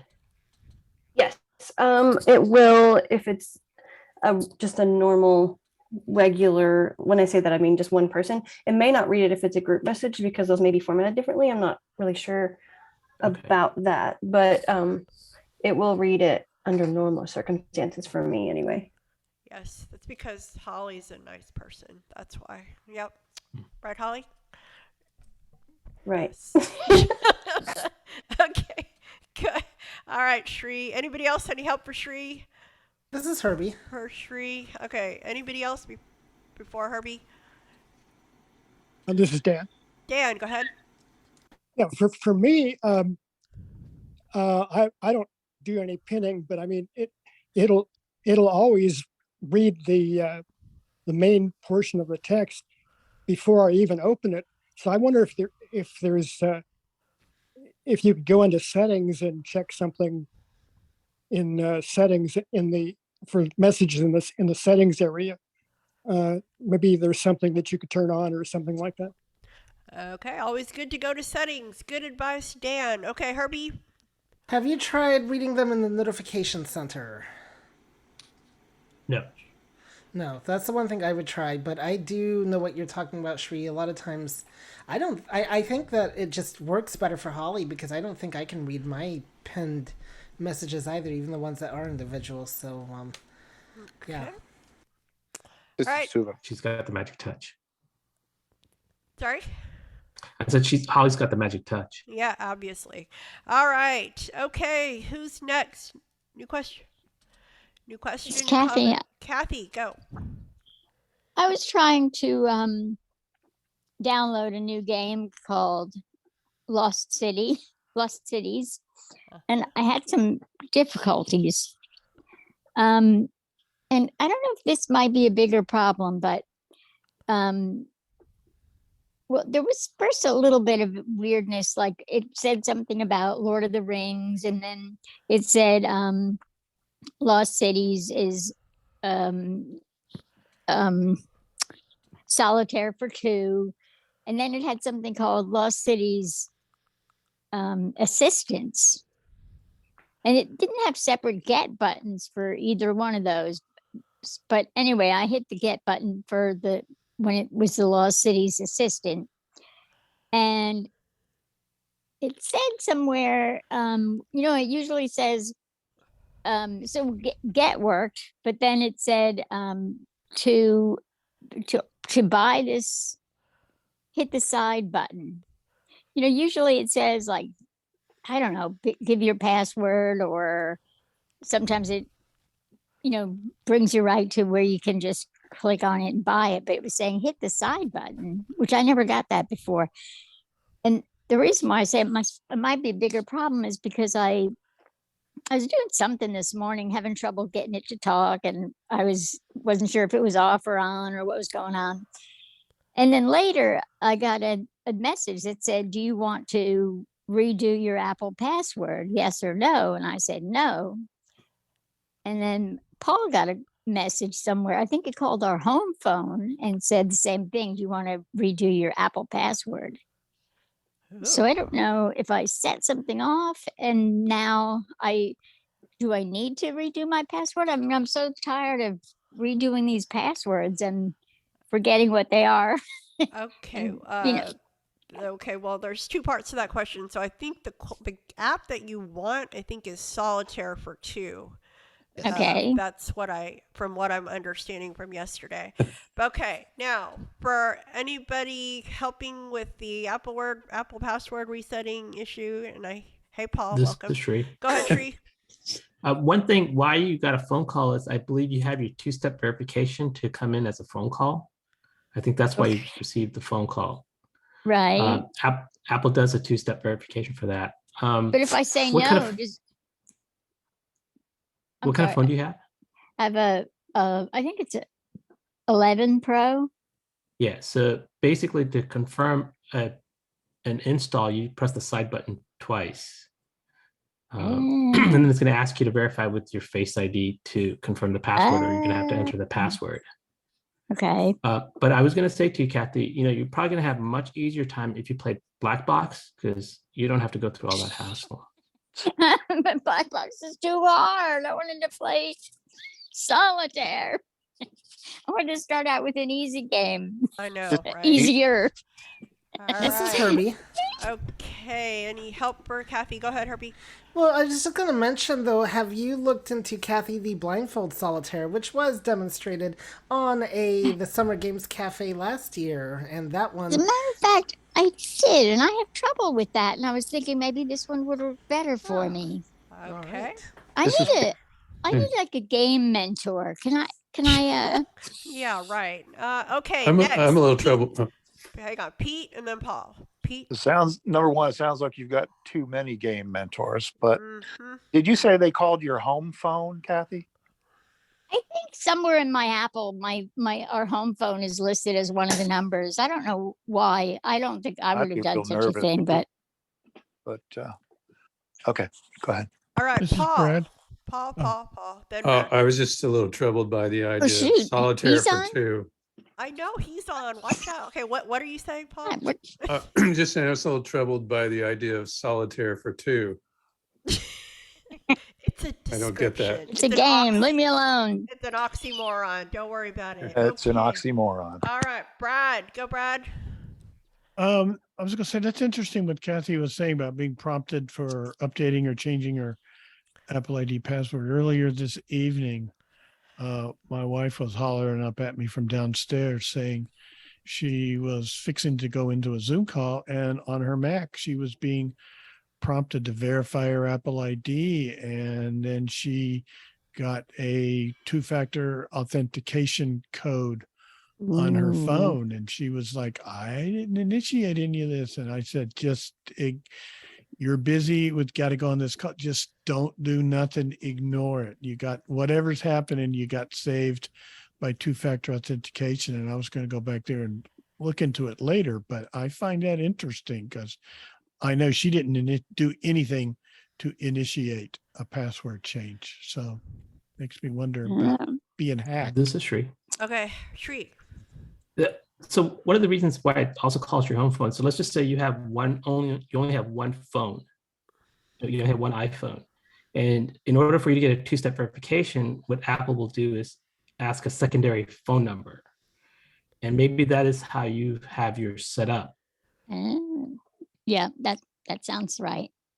Okay, this is Sandhya. So one clarification, I thought I remember once you set up two-factor authentication, you cannot go back. Is that right? Correct. This is Shri. Yes, Shri. What you cannot go back is to the original where they ask you those 2 or 3 questions to authenticate. That goes away. So when you initially set up, if you originally ever set up your phone, your verification was, what is your, dog's name, or it'll ask you 3 or 4 questions. Right. And then when you go to verify, it's going to ask you those questions. So they got rid of that by doing the 2-step verification. So once you did that, after 2 weeks, if you don't go back, you move forward with using the 2-step verification. Right. That's what I mean. So if this is go ahead, Brad. Go. Yeah, at some point, I don't know. I think those questions are still there somewhere. Maybe if you access on a login to something on a computer. But yeah, what you're asking is at one point, two-factor authentication was optional. You could turn it off. You could decide later you didn't like it and would turn it. You could turn it on, then decide you didn't like it and turn it off. But at some point, Apple decided they wanted to force everybody's hand. And so once you turned on two-factor authentication, I don't know, it may be like what Shri was saying, after 2 weeks, I was pretty sure it was shorter than that. Once you turned it on, it was on and there was no going back, because they are like forcing everybody to use one form of two-factor authentication or another. And I believe one of the options for two-factor authentication is to have it call your home phone. I haven't set mine up for a long time, and I've got multiple Apple devices, as does my wife. But if all you have is an iPhone, let's say, it's got to have another device. So I think that's where the home phone comes in. All right. And just to be This is cool. Darcy. Yeah, go ahead, Brad. I mean, Darcy, go. I was just going to say, I think, Brad's right that they will offer to call, your home and ask you for the code and ask you to verify. But one thing I would be very careful is they're never going to call and ask if you want to change your password. If someone's calling you to do that, that's something I would be a little bit worried about. If you know what I mean, like that could be a completely unrelated thing that I would be sort of weary about. That's what I was worried about. Really good point, Darcy. Thank you. And all right, just to be cool, super cool, two-factor authentication, you just say TFA, and people are going to be so impressed with you. This is Shri. Okay. All right. Shri and then Terry, and we're going to go. Next, go. One other thing, when it does ask you the two-factor authentication, make sure you listen to what it's saying, because it should say probably the device and your location. So if you see, somebody from California is requesting a verification, then it's not right. Versus if, like I live in Virginia, it'll say something like, somebody in Burke, Virginia is requesting a two-factor authentication, then you have a better awareness of who or where that's being requested from. All right, thank you. Go ahead, Terry Ann. I've never received a a question asking me if I want to change something. If in doubt, call Apple. That's simple, and they'll be able to let you know whether or not it's a real deal or somebody trying to get information from you. All right. Good advice, Terry Ann. Thank you. Okay. Who's next? Somebody new hasn't had a turn. This is Helene. Helene, go for it. Today, when I was after speaking to someone, I think it was in Nevada, after I hung up trying to put the Wordle on the phone, a few minutes later the phone rang and it was 512 number, and I picked it up and it said, "This is Apple, whatever." And I asked Alexa, "Where's 512?" And they said it's Austin, Texas.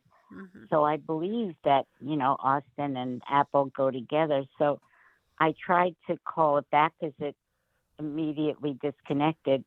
And when I called it back, it just said, "This is an outgoing number for Apple, and it does not take incoming calls." But I don't know who it was and why they called. Should I be concerned? Oh, okay. Who was that? Shri? It was me. It was me, Darcy. Oh, Darcy, go. Probably what that was is, and I think they may do it certain ways, but if you were on a call with Apple, that may have been like a survey thing, asking you like the quality of the call and like how it went, because I know they do that usually. Sometimes it's via email, sometimes it's via phone. So chances are that was what it was. It was just a follow up, like a survey thing to see how your call went. All right, thank you. And this is Brad. This is Pete. Whoa, slow down. Okay, Brad. I was just going to say Apple's Disability Services call center is based in Austin. Thank you. That was my question. Yeah. Okay. All right. Okay. This is Shri. Okay. Yes, go ahead. Me? Yeah, go ahead, Shri. So, Helene, did you call Apple support prior to this?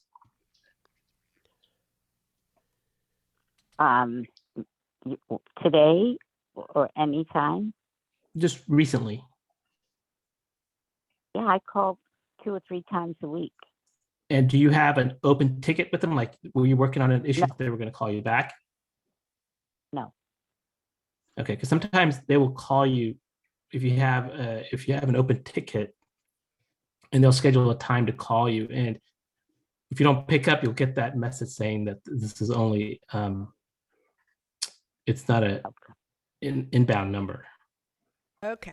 Oh, thank you. This is Nikki. Okay, we're moving on to a new question. Is this a new question? No, it's a comment on this one. Okay, quickly go, please. I got a call from Apple support. It was listed in my phone as Apple support, and it was a scammer. So be very careful. Just because you get a phone call from these people, they can hack the phone numbers that you're used to knowing, that it's a support system. And I almost really got screwed. So just be really, really careful if they call you. Most of the time now, I just hang up and I call back if there's a problem. So thank you. Good advice, Nikki. Thank you. All right, moving on. New question. Who has a new question, new topic, new problem? One problem at a time. Anybody? New question. No, there's somebody out there with a question.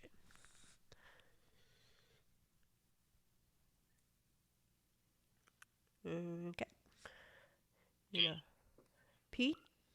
This is Shri. No one has Shri. a question. Uh-huh. Has anyone tried on their Apple Watch the pinch and the the squeeze technique to see if it works with accessibility? Silence. Don't think For so. what? Okay, This Pete is Shri. says for what? Go ahead, Shri. So basically, there's a new gesture on your Apple Watch. Instead of you tapping with the finger, you can squeeze and pinch to do the same function. All right. Anybody? Try that out. Okay, Guess Shri. I'll have to go try it got myself. homework. You go check it out and tell us. Okay. You got homework. All right, who's next? This is David. David, go. Oh, this is comment on earlier about the pinning the messages. I don't know if this. David, can you get closer to your phone or sound like you're in a box? Okay. Okay. Let me hear you now. David? Hello? Okay, well, go ahead. Try it out. What are you going to say?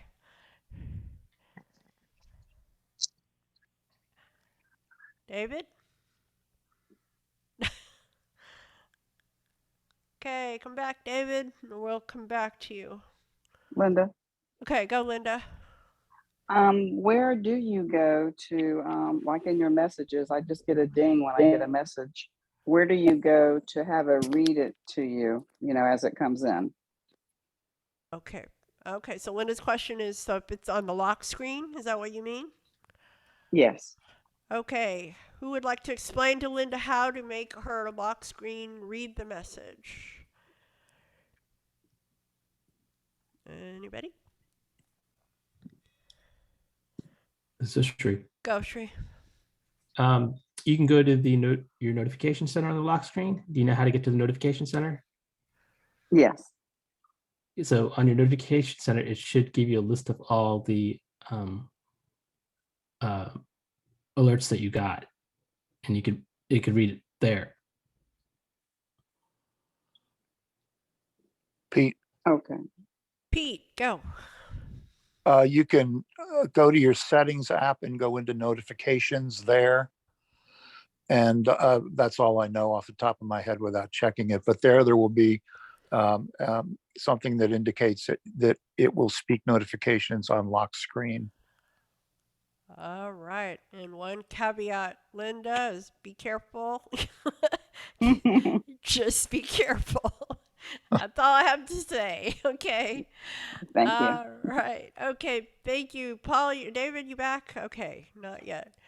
All right. Who else? Somebody hasn't had a turn yet? Anybody? Go ahead. You don't have a question? Sorry? You don't have a question? Oh, I have a question. Oh, yes. Okay. Well, let's go for it. If nobody else has a question. Okay, we got 8 minutes. I think we can solve this in 8 minutes. Okay. Probably asked this before, but I will ask it again. Okay, so I have a thread going on, and I only want to send one part of the thread to somebody else. That, it's set up as threading, and I only want to send one thing, but can I do that? Or do I have to stop the threading and then go and send in the one message? Because I don't want the other people to see the whole history. So, any thoughts? This is Terry. Go, Terry. I believe you can select that portion of the thread that you want to send, and you do that by going to more. So swipe up on your phone till you get a couple of times till you get to more, and then double tap, and that will select that particular message. And then you can swipe to the right and go to forward, and you can double tap there, and then you can put in your information, the contact information as to whom you want to forward that message. Okay. This is Sri. You go, Sri. Could you do a one finger triple tap there and get to the forward on that particular thread? What, after it was selected? Is that what you mean? Or No, what? just so let's say you're on a thread, and let's say Okay, but like I said, I only want to forward like one part of that thread, not the whole thread. This is Brad. Right. Okay, Brad. Well, one thing you do is go to the one little message you want to forward, flick. Of course, by default, your rotor is on actions, flick up or down or whatever until you hear it say copy, and then do a double tap, and you just copied that one little message item. Is that what you're trying to do? And then you can go to a new message and go to the edit field, use your rotor, the enter text edit field, use your rotor, go to edit, flick up or down to paste, and then double tap, and you should have pasted what you just copied in a new edit field. So you are just sending that one item. Is that what you're trying to do? Right. And that message has got like to so-and-so from so-and-so at No, whatever you time. just copied that one. You're talking email or? Yeah, email. I'm Oh, sorry. I'm I'm so sorry. sorry. Email. Email. Yes. Email. It's hard to do on an iPhone. Okay. Well, forwarding you can, but you can forward it. But I don't know. I don't use threading on email. Okay. So this is Shri. Shri. So when you're in a thread and you expand a thread and you go to the one that you really want to focus on, if you double tap on that, doesn't it open that particular email? Well, that's why I'm asking the question, because I'm not sure. I guess. This is Terry. Threadings confuse me. Go ahead, Terry Ann. The answer is yes, because I do that all the time. It'll open that one particular email, and you can then copy that email to your clipboard, and then go to a new message and generate your email message to the to and the subject matter and whatever. And then in the body of the message, then do the paste. And you should be able to paste it in there. Well, the follow-up to that is sometimes it'll say, you go through several messages in the thread and then it goes, see more from Michael or whoever. I mean, so what about that? Like that, does that mean This you're is Shri. not? Okay, go Shri. So I guess maybe I'm overthinking this, but if you selected that particular message and you selected it and you did forward, you could just, I'm not sure why you would have to copy and paste it, because all you're doing is you could just in there itself just remove what you don't want. Okay, I'm gonna and then try send it to whoever you want. Okay, I will try what y'all said. Thank you. Okay. This is Brad. Brad. Something completely different. Good.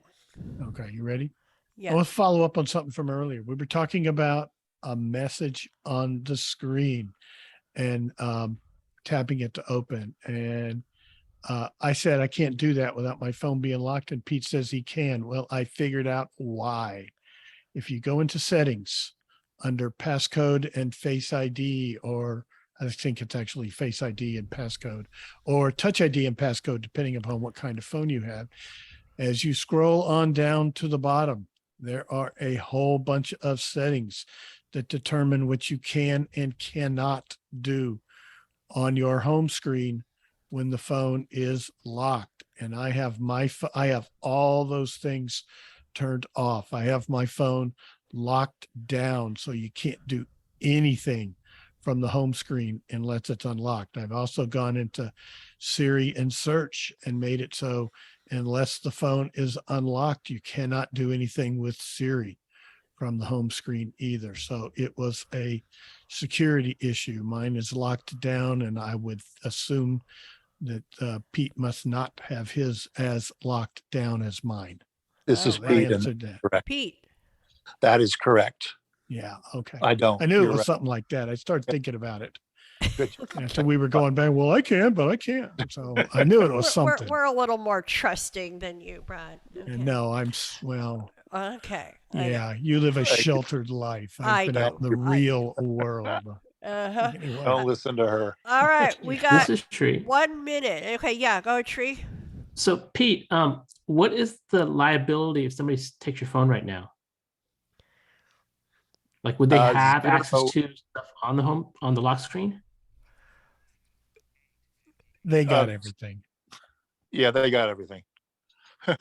All right. Okay. I don't leave the house much, and I figure the risk of having somebody take it out of my pocket when I'm out, the few times that I am, is very low. So I take chances. Cost benefit analysis. Okay, real quick. I had somebody tell me that they are having issues with Zoom and they cannot see their scheduled meetings. This is a quick yes, no. Anybody having this issue? He said he had the latest version, and I said I would pose it to the group. Upcoming meetings. I don't really use that tab a lot, but if anybody does, that was the question. he is not seeing his scheduled meetings. This is Brad. Brad. I would think it's got to do with how he's scheduling them. I know there is an add-in for Outlook, and perhaps he's scheduling them to Outlook on his PC, in which case they may be in his Outlook calendar, but not in the Zoom app. Okay. Or maybe not displaying the same way. Again, I don't use that, but I have seen it. I don't use it on my personal account, but I've seen it when I'm logged into other accounts. All right, with that, we are going to say thank you so much, Brad, for helping me facilitate today. And we are going to do a quick recap. So tomorrow is Clubhouse Mini Buzz, 5 to 6. Thursday is Beulah Book Club, Reading Wonder, DB 74228. Friday night is iBUG Night at the Virtual Movies. You're watching number 42, the story about Jackie Robinson. And then we are off on the weekend. We'll be back here next Monday. Be looking for the podcast of the iBUG Cafe and learn how to use all those cool games. And I think those are all the announcements. So we will say goodnight. Thanks for all the great participation, new people that joined us today. We are so thankful, and we hope you come back, and we hope it didn't scare you off. And keep coming with all those great questions, because that's what we're here for. And thank you, and we'll see you next week. And yes, that's it. Good night. Good night. Oh, forgot. Tomorrow is Prime Day. Hello. So get ready for that Oh, too. yeah. Is So it get your tomorrow credit and card- Wednesday? Tomorrow and 12th Wednesday. Get your credit 12 cards midnight. ready. All Get right. credit card warmed up. Want to Bye, everybody. hear what damage y'all did next week. Okay. Thank y'all. Okay. Bye-bye. Stay well. Be safe. Bye, everybody. Thank you, Bye, everyone. everybody. Good night.